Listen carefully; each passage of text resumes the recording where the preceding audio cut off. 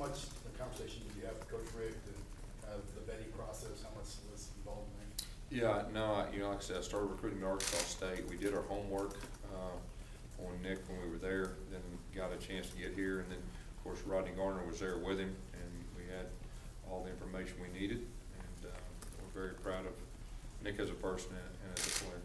So you relied on Coach Gardner's kind of experience with Yeah, all the above. Yes, it is unusual though for a player to, after a situation like Nick had, to work his way back and have the success that he's had. The other two young men who went through that situation have not had that success. And just speak to Nick's character and then the ability for him to make it back to this stage at this point. Yeah, well, like I said, I got to know Nick recruiting him when I was at Arkansas State as a person, and we did our homework, you know, on him there. And then the fact that we got here with Coach Garner, knew him well, knew the family well, you know, all the above had to do with that. But we're very proud of Nick on the field, off the field. He's got a lot of respect from his teammates as well as his coaches, and he's a good person. Yes, just talk about Jay Prosh, his kind of role in the offense and how he's kind of come along. Yeah, Jay is, you know, I said this earlier in the year that he's one of the better fullbacks we've had in our offense, and he's every bit of that, maybe the best. I mean, he does a lot of things that don't go on stats that make things go. He's extremely tough. He's very unselfish, and he played very well on Saturday. Guess how much of a help has it been having, you know, Rodney Garner, you know, especially this week with the familiarity he has with both, you know, their offense and their defense and the players? Yeah, and he is familiar, and you know, with that, but at the same time, we're playing a very talented team, and on both sides of football. Coach, I know a lot of talks about Nick this week, but there are a lot of guys from Georgia on your roster. I know no game's bigger than another game, but you get the sense that there's a little more excitement this week. You know, Sunday was just about like it had been the rest of the weeks. Our guys have been even keel, and they just approached it like the next week. And I mean, our guys know it's a big game, but at this point in the season, just like last week, they're all big games. But I think that's been one of the things that allowed these guys to be successful. They've just taken it one week at a time. The outside distractions have not bothered them, and but you know, they know we got to play well each time, each week at this point in the season.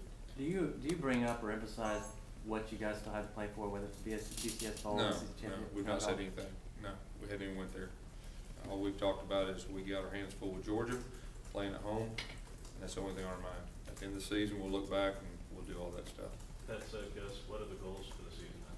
Get better each practice, each game. It hadn't changed, and I know I sound like a broken record, but that's exactly what our coaches and players have said. They bought into it. Gus, have you been here for really big games at this stadium before? How much does that help you in terms of in a game like this? Well, I do know that, you know, we've got some of the best fans in college football, and there's not a better place to play college football than right out there. And I've been fortunate enough to be a part of some big games there. I know our crowd will be ready. And we just need to give them something to cheer about.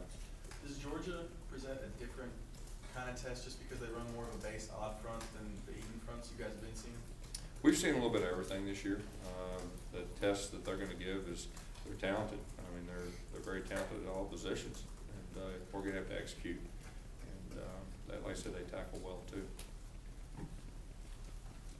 You talked about the importance of keeping Georgia from controlling the ball with the running game. Tennessee had a little success in the first half of that last week. Yeah, you know, tempo and momentum and all that is a big part. You know, and setting the tone, and that'll be a big factor. But like I said, they're very good on offense, and they've been good at controlling the football. Does Ellis Johnson experience, you know, against Georgia back in the day, South Carolina, does that help at all in this game? You know, anytime you're familiar, I mean, that's a good thing. But at the same time, I mean, they've got a lot of talent, and they're very good at what they do. And you know, we're going to have to tackle well, and we're going to have to execute, you know, well on defense also. Is there any hope of Justin Garrett playing either this game or the rest of the season? It's still up in the air. Any questions? Yes, with the offense that you guys run, a lot of people say it's a spread, it's formations, whatever. And I know you've said it's a